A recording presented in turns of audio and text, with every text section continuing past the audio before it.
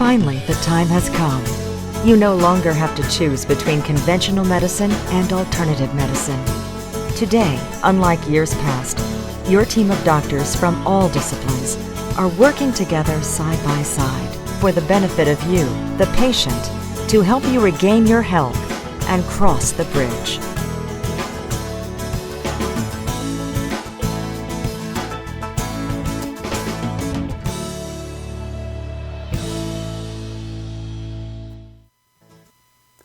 Hi there, welcome back to the Bridge to Health. My name is Dr. Tom Dow, and each week we have a guest in a different healthcare discipline who really is, or he or she is part of our team of healthcare specialists to help you, the patient, receive the best care possible in all aspects of health. We're not the kind of office where you go to and you see one specialist who looks at one part of your body, makes a diagnosis and treats that part. We're the kind of healthcare facilities that look at all aspects of the body, whether you're overweight, what your mental state is, what your physical state is, whether you're resting, whether you're sleeping, whether your nervous system is functioning correctly. All these things are key to a person being in optimal health and getting across that bridge. Today we have a returning guest, Dr. Michelle Hausman. Hi, Dr. Hausman. Welcome back. Thank you, Dr. Dow. I appreciate you having me again. And last time we spoke about many, many, many exciting things. We worked together in the Melville office, and we're very, very fortunate to have you there because I know that when we have patients who come in with injuries, they get depressed, they get anxious, the family lives are affected, and your role in uplifting them or getting them through that mental stress area is key to our patients getting better. Thank you. They're welcome, and it's been a pleasure working with you all these years, and your wonderful office staff as well. We have Julie and Anna and your son, Dr. Dow Jr. They're all just terrific people and so good to your patients. So. What's cool about our office is we not only enjoy what we do, but our patients enjoy us and we enjoy them too, right? It's true. There's such a nice atmosphere there. Yeah, People like generally family, like right? each other. It like is family, and people come back year after year just to be part of that family. Yes. So, today's topic isn't as happy, but it's interesting and something I'm sure you've helped many people with. Today's topic is serious and persistent mental illness. Can you explain to me why they call it serious and persistent mental illness? Those are the categories of illness and mental illnesses that are more lifelong. So they're not periodic or sporadic. We can have anxiety at times in our life when things are stressful, but it goes away. Right. These are more the lifelong illnesses, and so that's why it's called serious and persistent, because both it's lifelong and it affects many areas of our life. So not just job or family, but it affects overall our functioning. Okay. So is this kind of like somebody who's been diagnosed with cancer where they have treatment, they go into remission and they're doing fine, but the cancer's always there, and there might be episodes with this type of persistent mental illness where people are doing fine for a while and then all of a sudden they have a relapse and come back, or are they all the time the same? No, that's absolutely right. It is like that once the illnesses are managed and controlled better, then there can be periods of stability for many years. Right. And then it could be that a life stressor or a physical illness triggers something, and then there's what we call a relapse or a heightening of the illness, and it can come back. But absolutely, if these things are managed well with good support and good treatments, there can be long periods of stability and good functioning in life. Okay. So we're going to talk today, I believe you wanted to talk about schizophrenia and bipolar disorder. Can you tell us what each one of those are and the differences between both? Sure. They are very separate diseases. Schizophrenia is a thought disorder disease, which means that it affects the way we think. Right? Some of the typical symptoms are hallucinations and delusions. Hallucinations are where people see things or hear things that other people don't see and hear. And delusions are when you think of things that aren't really happening in reality, if we take a consensus. Okay? So those are two types of thought disordered way of being in the world.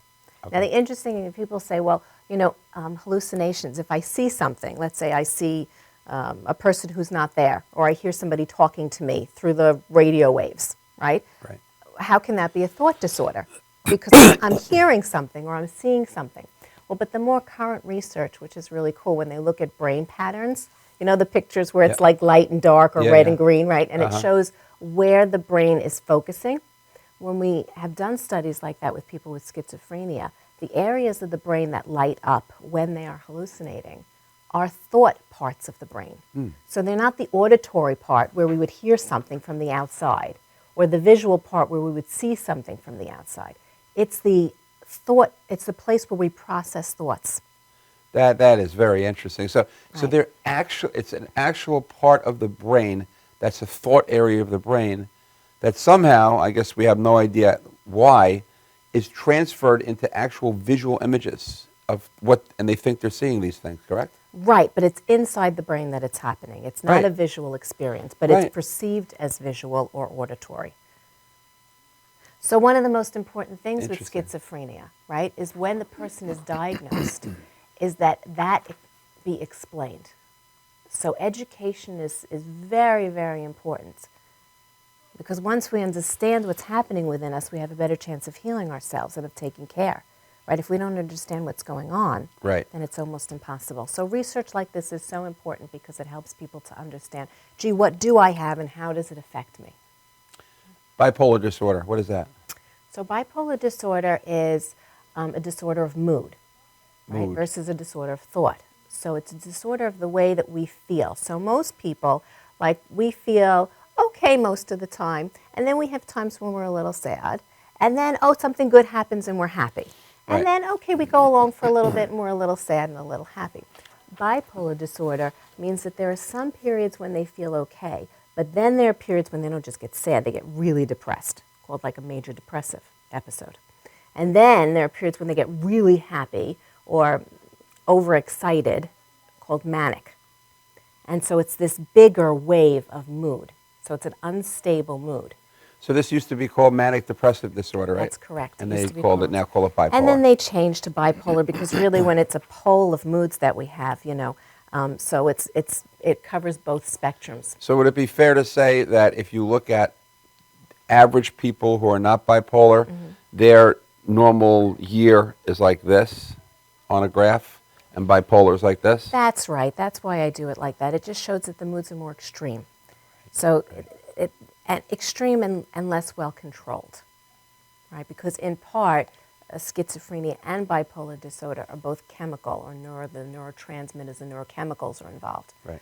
So, you know, with us, if I feel sad about something, let's say I didn't do well at something at work and it bothered me and I feel sad that I missed an opportunity. Well, then I can rethink it and say, you know, but it wasn't so bad and maybe I actually did do okay. And then sure enough, I lift my mood. Right. But somebody who's experiencing like a major depressive disorder, that really low mood, it's very hard to think yourself out of that because part of it is chemistry at that point. And the same thing with the manic mood. Once they're that high, Right. it's chemistry and it's hard to bring oneself back down to that So nice it's the actual medium. chemicals in the brain that aren't balanced or functioning right that are causing these actions. Yeah, they're dysregulated is the word. Yeah. So, remember that movie, The Beautiful Mind? The movie about where the guy, he's a mathematician genius, he encrypts or decrypts all these special codes, genius type personality. But he actually saw people. He saw the people that didn't exist, like that were spies or whatever. What would his diagnosis be? Schizophrenic? I think he was schizophrenic, yeah. So when he had schizophrenia, it's the same thing. So he thinks he's seeing people, and part of the treatment is to help him understand, no, they're not really there. They're just in my mind that I think they're there. Right. Is there any relation to IQ and schizophrenia? Like, are smarter people more apt to become schizophrenic? Is there any relation in that? No. Okay. No, there isn't. And so with schizophrenia, Well, do you want to talk about where it comes from? In other words, you're saying, does the intelligence have anything to do with it? Should we talk about where these disorders come from? Sure. So we mentioned they're somewhat chemically based, right? and we know this because when we do use medication to help, and it helps, then we know we're evening out those chemicals. Okay. So like schizophrenia, for example, the etiology where it comes from is, there are multiple places where it comes from, right? Today we don't say something is one thing. We rarely say something like that.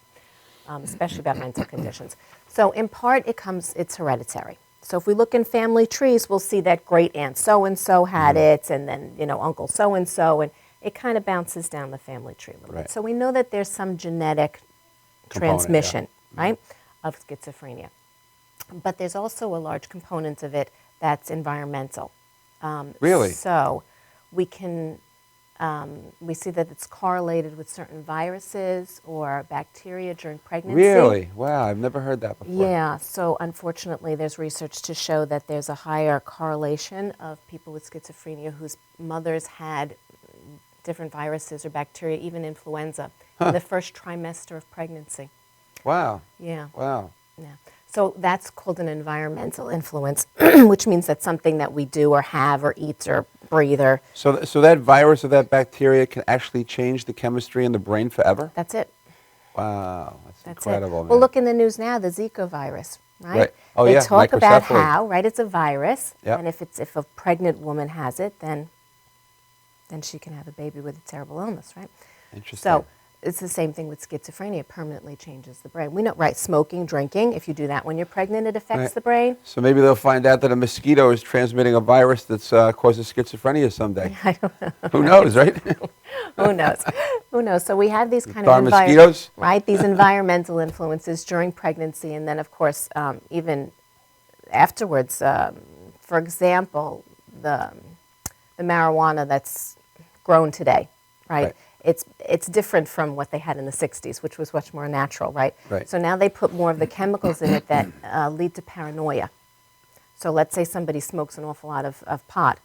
It can change the brain chemistry to create paranoia and sometimes permanent paranoia. Are all schizophrenics paranoid, or is that, or just No, some of that's them? a subtitle. Okay. So we can get back to that later. Okay. So one more thing, though. So when we're talking about etiology of schizophrenia, Right. we have genetic component, the hereditary. Right. We have the environmental influences during prenatal, when a woman's pregnant, and then afterwards in life.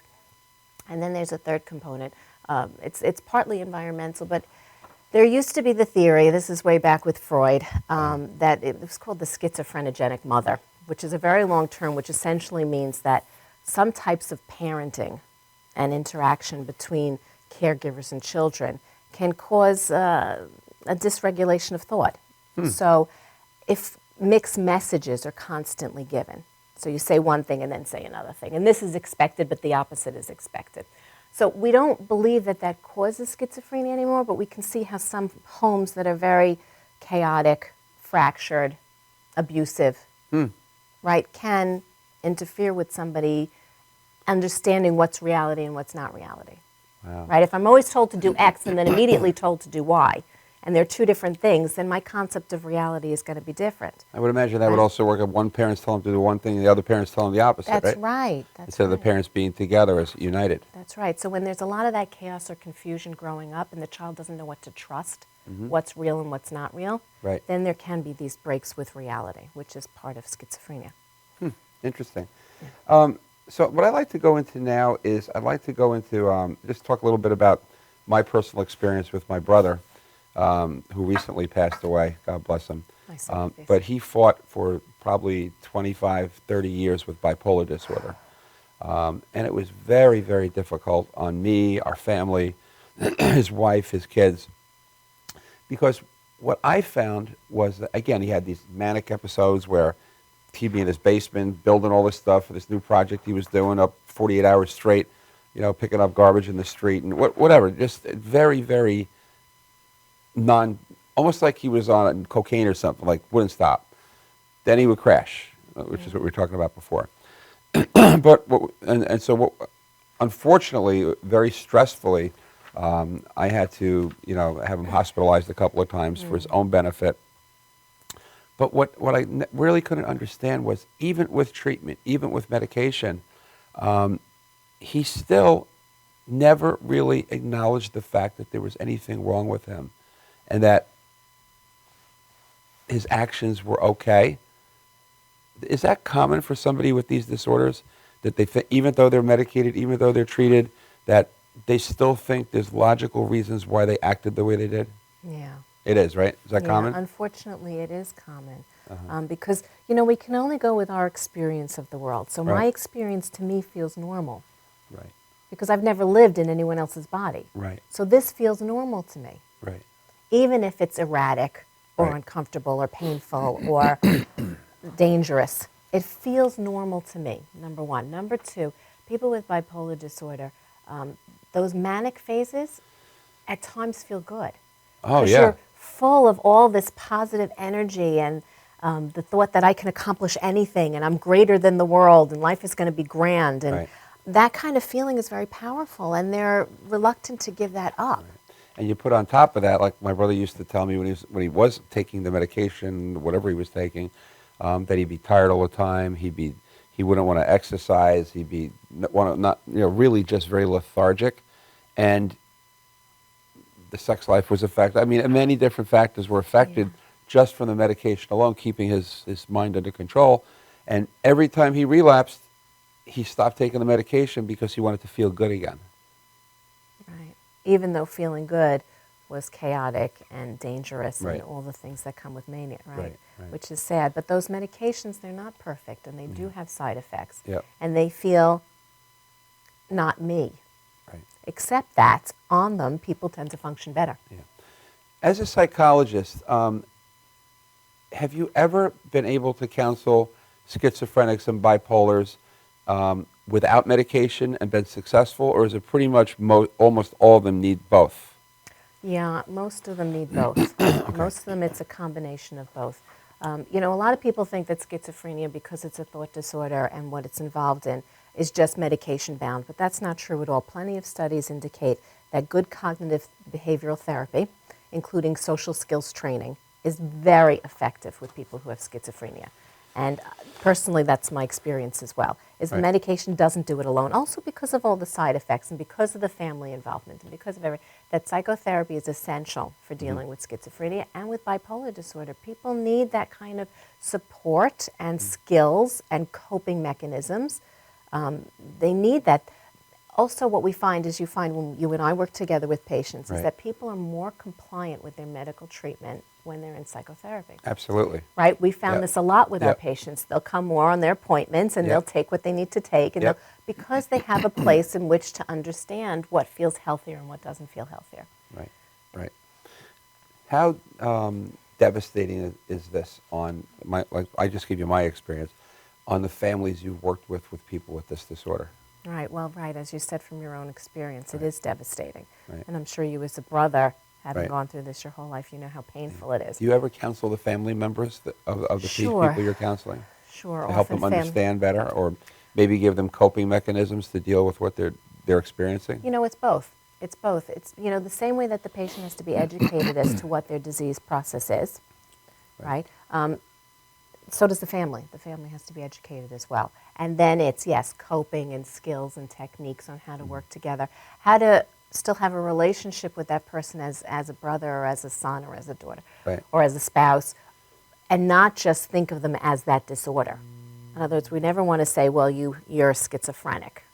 This person suffers from schizophrenia much the same way they would suffer from cancer or from diabetes, right? You wouldn't We say don't- you're a cancer. Well, you don't say that. Who Right, says that, right? right. So we want to understand that the same way, this is a person who is suffering from some kind of disease. And then we can have a relationship with the person and cope with the disease process Right. as separate. Yeah. This must totally affect their jobs and their employment while they're working with these things, right? Yeah, it is. It's often hard, especially during an acute period, right? So we talked before about how they can be stable for a while. Anyone with mental illness can be stable. But let's say somebody with bipolar disorder is fairly stable, and then something happens and they're not. So that can interfere with jobs for sure. And so there has to be jobs that are sensitive to that, Right. and that understand that during acute periods when people need more treatment, Right. as if you had cancer and had to go for chemotherapy, Right. that you need more time off. But then when you're stable, you Right. can be a valued employee. Right. Schizophrenics as well, the same thing, people who suffer from that. There are also things like job coaching, right? There are agencies that do this that help people with mental disorders and physical disabilities to have productive jobs, to feel part of the community, to feel productive. because Right. we know productivity is so important at every stage of life. Oh, sure. Right? We have to feel like we're contributing, like we're doing something important, that we're doing something meaningful in our life. Right, and right. everyone needs to feel that way. It's Right. not just, the average person. Right, right. So, job training, job coaching, Right. job shadowing, these things are really important to give people a sense of meaning in their life and importance. Did Sigmund Freud used to treat people with schizophrenia? Yes, I think he did. And just through Off the psychotherapy? top of my head, I don't Not remember drugs that or- too much. No, back then there were no medications for Oh, that. okay. Back then it was, he was analytical, so it was, on the couch 5 days a week and talking Right. about your thoughts and feelings. Right. We do find now that instead of analysis, though, especially for people with a thought disorder, Right. that just brings them too much into their Oh, head. really? So we find that cognitive behavioral therapy, which is how to understand our thoughts and the way we behave in the world, Right. is more effective. And social skills training, Right. how to look at somebody and have the right affect. So if I'm talking to you about something happy, I want to be smiling. Right, right, right. If I'm talking about something sad, I want to be frowning. So somebody who's a schizophrenic, maybe because their parents were giving them mixed messages, like that example you talked about before, you wouldn't, as a psychologist, go back to that family with somebody with schizophrenia and try to explain to them what might have happened or find the reason so they would understand how they are?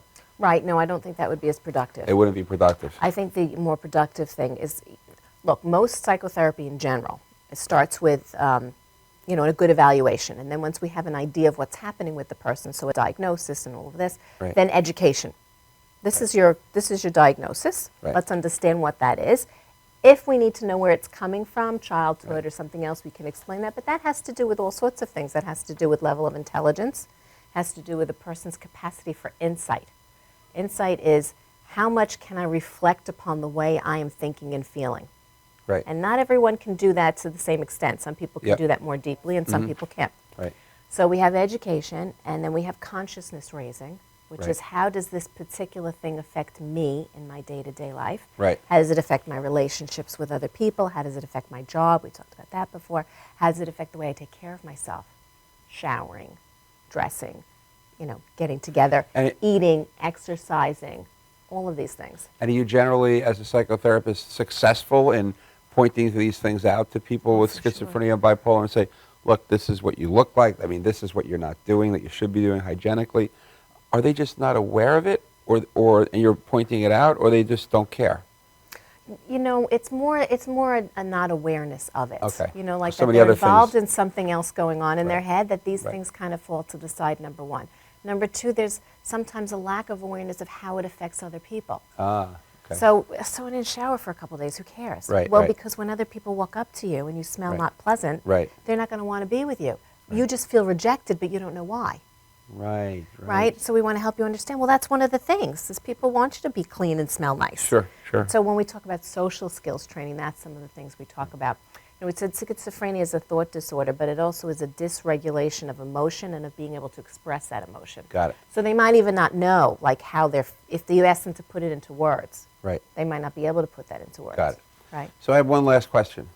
So we talked before about this emotional graph, feeling good one day, a little worse the next day, being pretty much on the line and stable, which is how most people go throughout their lives. And we talked about the bipolar is doing this in big waves. I'm sure there are people in between there that go a little bit higher. And in other words, there's gradations of what those variations are. You're absolutely right. How do you know when they've gone too high or too low, and you make that diagnosis? Yeah, you're absolutely right. Okay, couple things with that. So one is that we talked before about how there's sad mood and then there's major depression. Right. And we talked before about how there's manic. What we didn't talk about is there's something called hypomanic, which is somewhere between feeling happy and feeling manic. It's this hypomanic. Okay? So we didn't talk about that. So there are these gradations. And also there's a speed in which people go through these cycles. We call them cycles. Okay? So some people are rapid cyclers. So they'll have maybe 4 of these episodes in a year. Right. That's rapid, by the way. Right. 4 up and down in a year. Some people are not rapid, so it can be 5 years they're okay, and then they have a depressive episode. So the amount of time they're in either a manic or depressive, the amount of time. Whereas Yeah. whereas something, Or how like often. if something bothers me, usually I'll be a little upset maybe for a few hours, and I'll get over it. And it's gone. And No, I'm back depression can on last the line. months. Right. It can last, right? Manic episodes are shorter, but they can be more intense. We're talking about the number of times in a year or in a lifetime. You only need one manic episode to be diagnosed with bipolar disorder. Wow. In your whole life. Wow. Because it's so extreme, that Right. mood and the behavior that happens within that mood is so disruptive and so extreme. Right. Hypomanic is a little bit different. You can have more of those episodes. But so how fast people cycle through in the course of years, Gotcha. it could be, right, it could be often, it can be not often. Right. Excellent. So, Dr. Hasman, we got to wrap up at this point. Can you please tell the audience how to contact you if they'd like to contact you, or if you have an email address or a website you'd like to share, so if they have any further questions? Certainly. Thank you, Dr. Dow. So it's Michelle Hausman, Hausman. Telephone number is 516-885-6776. Email is dr, like doctor, period, M for Michelle, period, Hausman @gmail.com. Thank you very much, Dr. Hasman, for being on the show. Always exciting and a pleasure. Great. I learned a lot today myself, and we're going to have you back again, I hope. Terrific. Thank you for having me, and it's my pleasure to come back. Great. Mine too. So, once again, we're going to wrap the show up. Remember, if you have any questions, you can contact us at any one of our offices in Melville, Ronkonkoma, or Hicksville for any further questions on any of your health concerns. For those of you watching us on Cablevision, for those of you watching us on Cablevision, remember one thing, and for those of you watching us on Channel 20 or Madhousetv, if what you want is real wealth, join us next time on The Bridge to Health.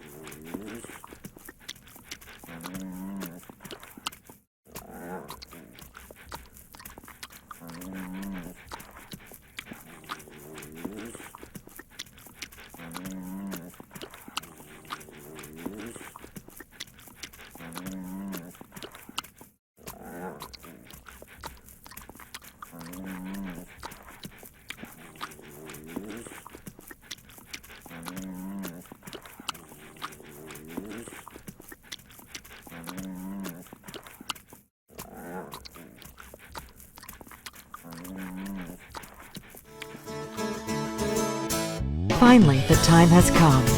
You no longer have to choose between conventional medicine and alternative medicine. Today, unlike years past, your team of doctors from all disciplines are working together side by side for the benefit of you, the patient, to help you regain your health and cross the bridge.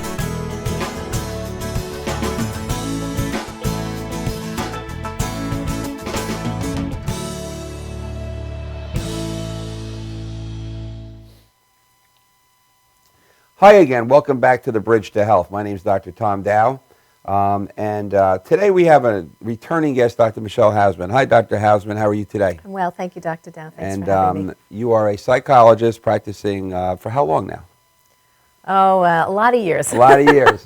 I say 20 plus because that's as comfortable as I'm counting. Right. What got you interested in becoming a psychologist? I mean, where did you get your desire or motivation from? Isn't that funny? You know, I'm one of the fortunate people, I guess, that knew really young what I wanted to do. How young? I took a psych class in high school. It was an AP psychology class. I was 16 at the time, 15 or 16. I was young. And I took the class, and I remember it was about halfway through in high school, halfway through the class, and I said, oh, this makes sense to me. This is what I want to do. I knew right then and there. Without even going into a psych's office, interning, Nothing. You knew right away That was it. what your That was it. So what I your graduated, passion was. That was it. I graduated high school early. I actually spent some time in Israel first. I came back. I went to college. I was also young at the time. And went right into Clark University. And I chose Clark because Sigmund Freud did a series of lectures there. Wow. A long time ago. It's the only university in America that he lectured in. And it's well known for their psych department. Right. So I literally applied at 16 to that school for that reason, right. and kept on track ever since. I got my bachelor, my master's, and my doctorate. I should name the schools, right? Furkauf, which is part of the Albert Einstein School of Medicine, where I got my master's, and then Long Island University, the CW Post Campus, is where I got my doctorate. Right. Interesting. Yeah, I knew early on just that was the way. I think it was all about that, you know, I wanted to heal. Like, I'm a healer, I think of myself that way, but this was the way in which, at this point, I'm going to do it. Now, over the years, I've become much more medically involved with people who are dealing with different kind of medical illnesses. I work very closely with that, with people with tracheotomies and who are in rehabilitation for various illnesses or on dialysis or diabetes. So, over the year, I've become more medical. But that's how it started a long time ago. That's interesting. Boy, I didn't know what I wanted to do, become a chiropractor until after 4 years of undergraduate and then a 2 years master's in education. Then I found out you were lucky.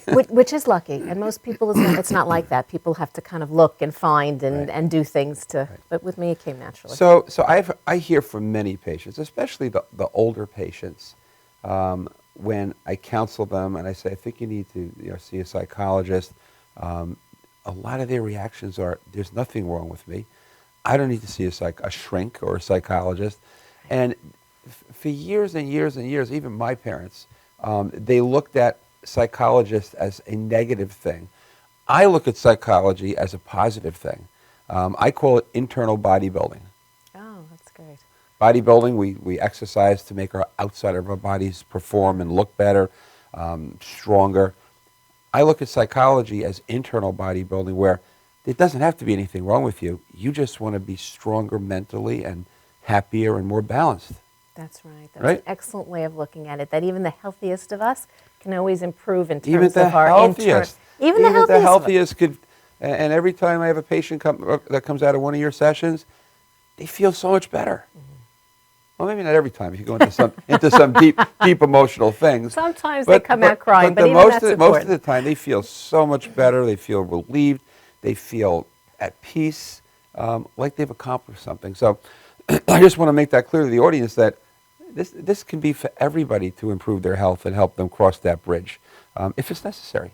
Oh, absolutely. You know, inpatient, when I work in the hospitals, like I said, it's more medically indicated or more what we talked about last time, which was the serious and persistent mental illnesses. But in my private practice, people come in for all sorts of things, marital trouble, looking for a new job and can't quite figure it out. Right. They're in a new neighborhood or they've just moved to New York and they don't know how to adjust and make friends. Problems with the kids, how do I manage the teenage years, right? So I have adults coming in for all kinds of just everyday normal things that they want a non-judgmental, non-involved ear. You know, Right. because you can talk to your An friend opinion. or your parent, Right. but they all have an opinion. They all have an agenda, right? Your parents want you to do Right. this, and your friends want you to do that. But when you come to a psychologist, it's really a safe space where there's no judgment or criticism, a place where you can just work on, you said, like internally building strengths and focusing on who you are and what you want out of life. And how to get there. That's the other thing. We give people coping skills. Right. We give And also people feeling techniques. why you're feeling the way you're feeling. Yeah. Trying to understand that. Yeah. You know, it was big Right. for that movie that came out recently. What was it called? With the characters, and they each had emotions. It was happy and sad and joy. I didn't see that one. Oh, God. I can't believe I don't remember the name of it. It just came out recently, not so long ago, and everybody was like, oh, it's a big deal because it showed this little girl, and then it showed the emotions in her head, you know, and how we don't even know often what we're feeling Right. or why we're feeling that way. I Here's something that's important, Dr. L, just Yeah. while we're talking about it, if you don't Go mind me ahead. No, go interrupting. ahead, What I didn't like about the movie. Often people don't know that our feelings, happy, sad, anger, suspicion, all of those feelings, what they are is their information. Right. Just like pain, if we get a cut, we feel pain because it's information. Oh, you've been hurt. Pay attention. Okay? Right. Feelings are the same way. They're information. Once we get the information out of that, then we don't need to feel it any longer. So for anxiety, anxiety tells me, gee, I'm nervous because I feel threatened or I feel like I'm in possible danger. Right. So I want to figure out, well, why? What's happening in my environment that I feel like I'm threatened or in danger? Right. But once I know that, okay, there's a speeding car coming. Right, Or I'm right. going to take a big exam, and if I fail, I'm in trouble. Right. Then I don't need to stay nervous any longer. Right. But people don't understand that, and they think feelings just come out of magic and that they have to suffer them. It's not true. Wow. Once I get that, oh, I'm feeling this way because I think that this is threatening, Right. then I can start problem solving, and I don't Right. have to feel anxious anymore or depressed. Well, we have that happen all the time in our practice. Mm-hmm. When we're dealing with an accident victim, they can't understand why they can't sleep. They can't understand why they hear loud noises. It bothers them. Why they're getting these feelings, and I'm sure you explained to them it's because you just had a car accident. It's still in your mind. That's right, because know? it's in your mind. You're It's triggering a thinking feeling. about it, Right. and the thoughts trigger the feeling. So people need to understand that it's the way we think that triggers the way we feel, and therefore, if we want to feel better, think differently. Right. And I'm talking to the camera because it's so important. If we change our thoughts, we change the way I feel, and this means that I have control over my feelings. Right. Right? I have control over my feelings. Not 100% all the time, because we've talked about certain illnesses in which it's chemically induced, and then Right. I have less control. Right. But in general, if I want to feel happy, Right. then I have to think of things that make me feel happy. Right? Right. The glass half full versus the glass half empty. Remember that? Right. So there was a philosopher who said, 90% of everything that happens to us is 90% of our experience is our attitude about that experience. Only 10% is what happens. Right. So the actual event is small. It's the way that we interpret it, Right. keep thinking about it, stay Right. in our feelings, Right. behave afterwards. Right. That's 90% of our experience in life. Right. Another thing that I counsel my patients, and you may agree or disagree with me, but there's this thing called GIGO, G-I-G-O, garbage in, garbage out, which means if you constantly keep getting bombarded with negative stuff, it's going to be in your brain and it's going to affect you in some way that's not going to make you happy. Whereas if you keep getting bombarded with positive, motivational, optimistic words and people, and you surround yourselves with them, it's not possible in every day, but we do have choices of what we allow our brains to take in and what we don't. Do you agree with that? Oh, absolutely. We're bombarded, that's a great word, with so much stimuli today. Right, And excuse so many thoughts. We think so fast we don't even know what we're thinking half the time. Right. Because it's so fast, it's so quick. Yeah. We absolutely can choose what to take in and what to sit with. Right. And what not to sit with and how to change. And every experience, look, there are definitely bad experiences in this life. I'm not saying that there aren't. We have death and illness and destruction right. and loss of job and financial stress. I mean, there's lots of horrible things that happen all the time. Right. That's life. Right. Now, we have to cope with those things. We can't ignore them. We have to cope with them. We have to take care of ourselves and the Right. people we love. Right. But we don't have to live in the negative feelings Yeah, no, of I wasn't those talking. I was situations talking about like a situation where you're working right next to a coworker and all day long, all they're talking about is how the economy is going to crash, how the world's going to end, how it's going to be an Armageddon. And you hear this stuff all day. You have the choice of saying, I'm going to sit over there and please don't talk to me about that stuff anymore. I like to go home and have nice dreams tonight.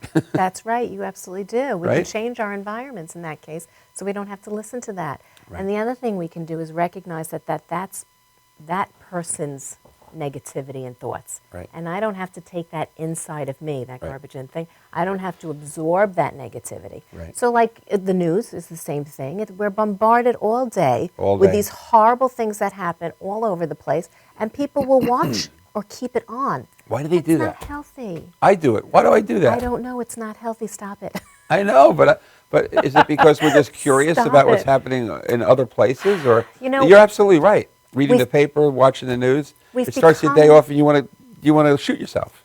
We've become desensitized. We think that that's okay and normal and we should just be doing this. Right. And B, we feel like we're missing something if we don't. Right. And we're such a media, like, sensationalized. My recommendation to people, 10 minutes in the morning, 10 minutes in the evening. Not at night before you go to bed. 10 minutes Right. in the morning, 10 minutes in the evening. If you listen to the news for 10 minutes, you get all the important stuff. Right. Done. You want to read one paper a day? Fine. That's it. The rest of the day, we want to immerse ourselves in good stuff. Right? I have a better idea. 10 minutes in the morning, 10 minutes at night, just read a motivational book There you go. Even better. instead of letting that negative stuff Even in. better, motivational, inspirational, positive thinking. We know that all this, it affects brain chemistry. It affects the pathways in our brain are affected. Did I ever tell you this, Dr. Dow? This is pretty cool, too. So there's research that shows, okay, so we know pharmaceutical intervention is necessary. By that, I mean medications, right? We know Right. a lot of people take different kinds of medication, and it's sometimes necessary, sometimes helpful. So that's one piece of treatment, okay? But it's symptom reduction, meaning it only works on those symptoms at that time. If you Right. stop taking it, it doesn't work anymore. Right. Right? Psychotherapy, the research shows that, again, if we use brain imaging studies, that over time, psychotherapy, talk therapy, figuring things out, thinking about things differently, processing our feelings, working with our families, makes new pathways in the brain. It stimulates neurons and transmission of information in the brain. Like we actually change the structure of the way we think. It's funny because we had a guest on here a few weeks ago talking about stroke and brain injury and how the nerves can actually go around or recircuit around the injured parts, which is why they sometimes can start to move that side again.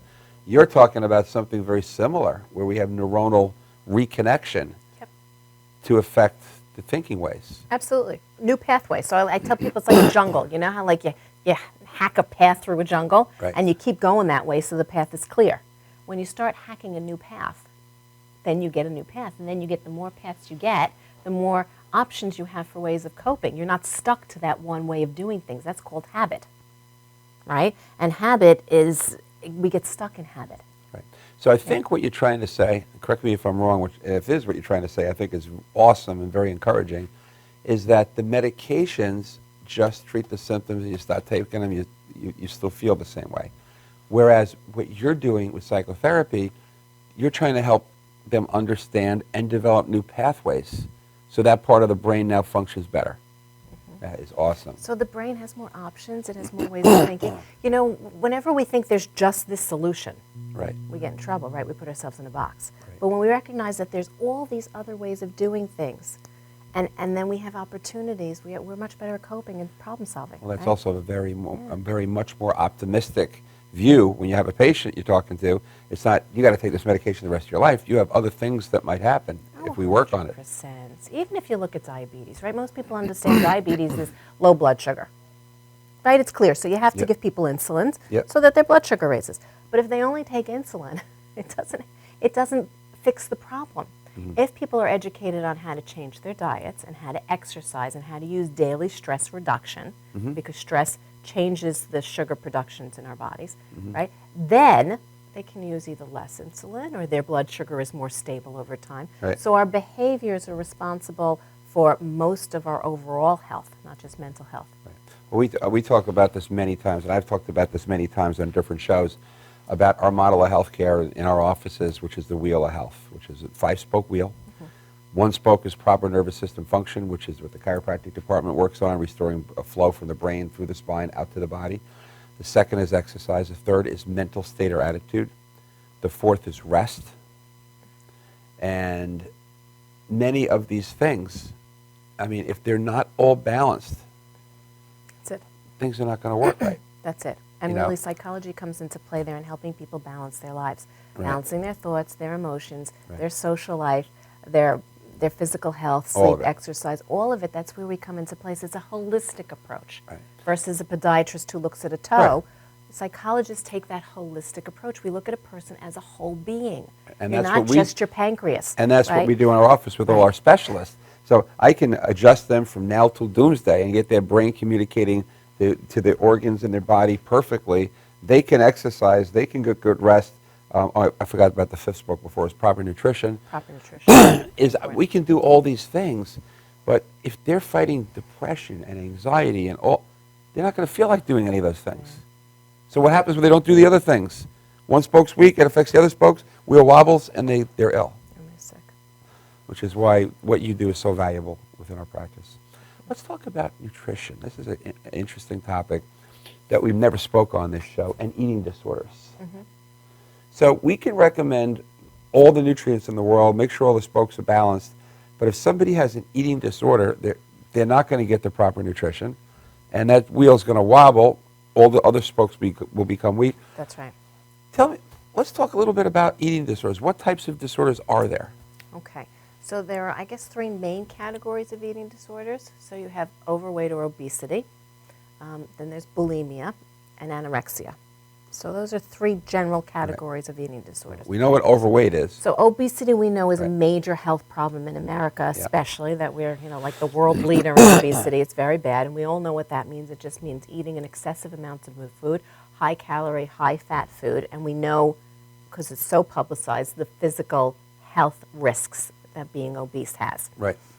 Bulimia is a condition whereby people binge and purge. So that can take different shapes. It can mean, binging means eating large quantities of food in a short period of time, usually unhealthy food, chips or cookies or something like that. So binging is eating large quantities of food in a short period of time. There's also something called binge drinking now. That's a newer diagnosis. I don't know if you've heard of that. So the younger people, we think of alcoholism, I'm going off topic, but we think of alcoholism as people who drink all the time, right? They're alcoholics, they Right. drink all the time. Yep.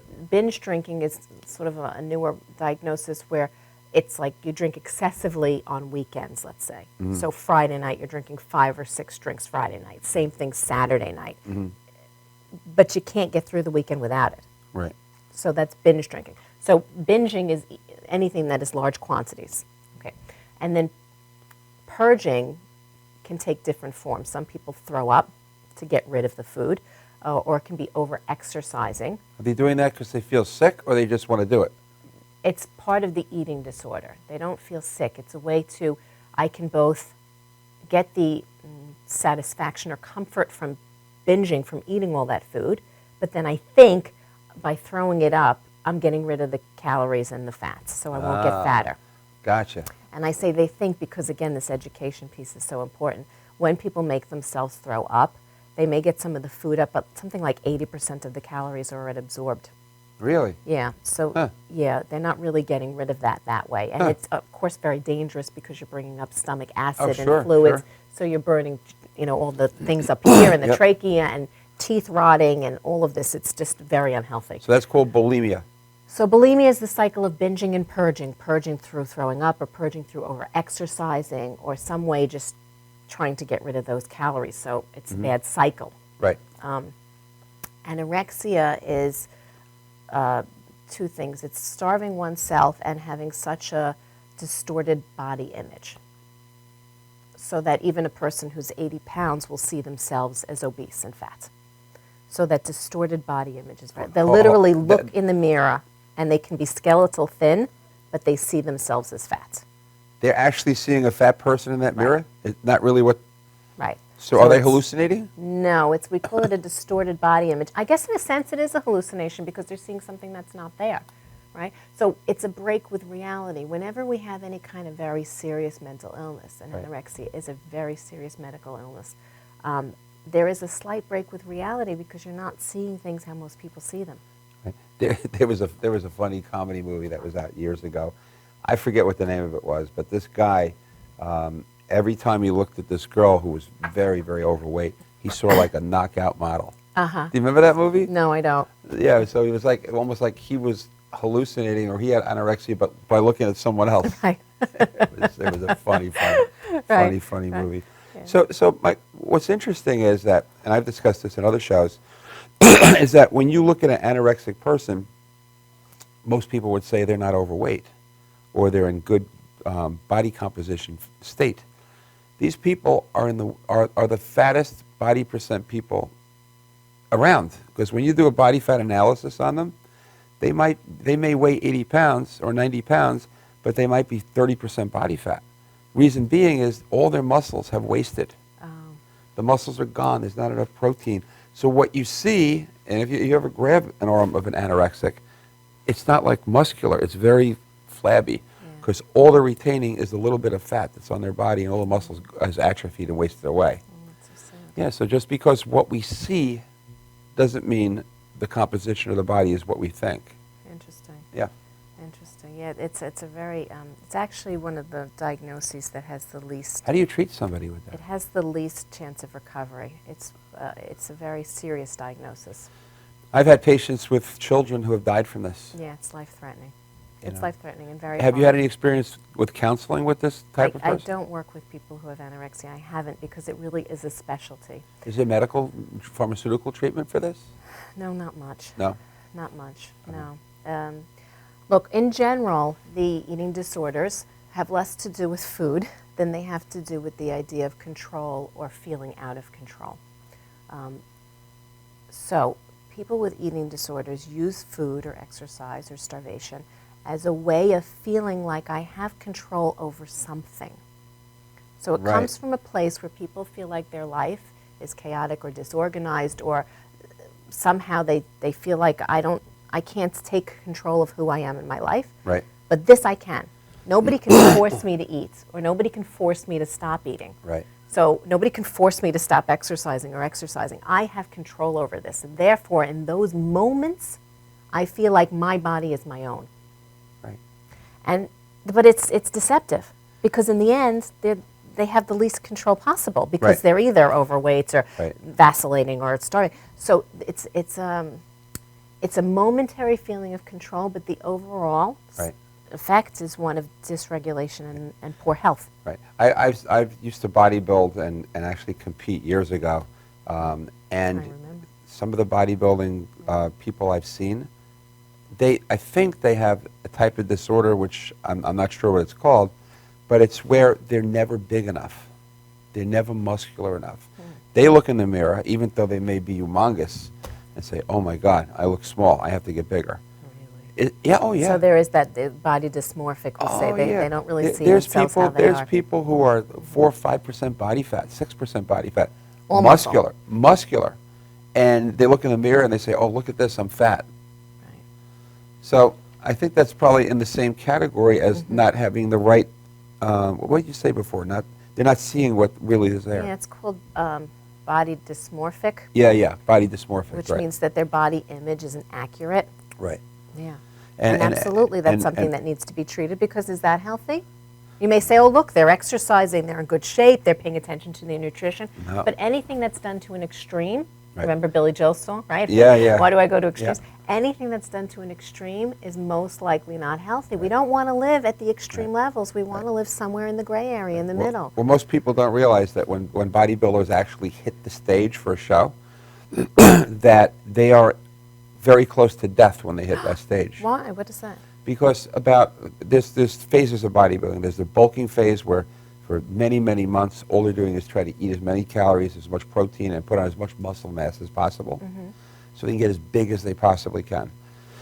Then, before a show, it's called the cutting phase, which can be, depending on how much body fat you have, it may take anywhere from somebody who's genetically gifted, like my son, 3 or 4 weeks, Right. Okay. I've seen his pictures. up to other people who go 4 months in this cutting phase, and that phase is to lose all the body fat that's around all. It's kind of like having a big sculpture, and then chiseling it. Oh, wow. to So look- what is their nutrition like during that period of time? Very bad. It's usually only protein.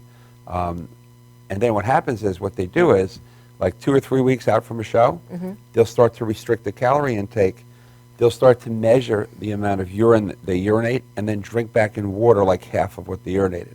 The purpose of that, or they take diuretic drugs just to get all the water out of the body and all the excess fat that's there, so that when they on that stage and they compete, the skin is so thin, all the striations and all the muscles come out. Wow. But in the meantime, they're dehydrated. Yeah, so the point I'm trying to make is, agreeing with what you just said, what you look like doesn't necessarily mean that you're healthy, or in this case, sometimes near death when they hit that stage. And it's typical that after a show, they'll go out that night and have dinner and they'll gain 20 pounds overnight. Like overnight, like that, just from all the rehydration that they have. Yeah. So anyway, this has been a very interesting show. We had no idea what we were going to talk about before we started, but I think it went pretty well. And We meandered around the path and got, some we information out we there. we got across the bridge. We did. Right there. We started here, we got over there. We did, Right? yeah. Once again, thank you very much for being on the show, and we'll definitely do it again and make something Thank up else you. again, Thank a you. topic. May I tell people how to reach me if they Please, want? please tell the audience how to get in touch So with you. Michelle Hausman, Hausman.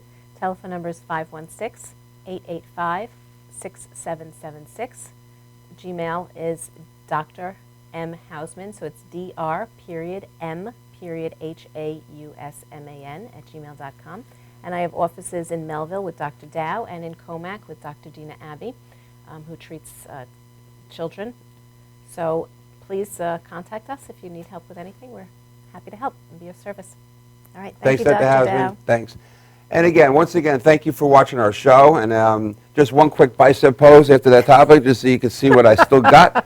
And I want to thank you, everyone, for watching our show today. And remember one thing, if what you're looking for is real wealth, make sure you come back next time and join us on the Bridge to Health.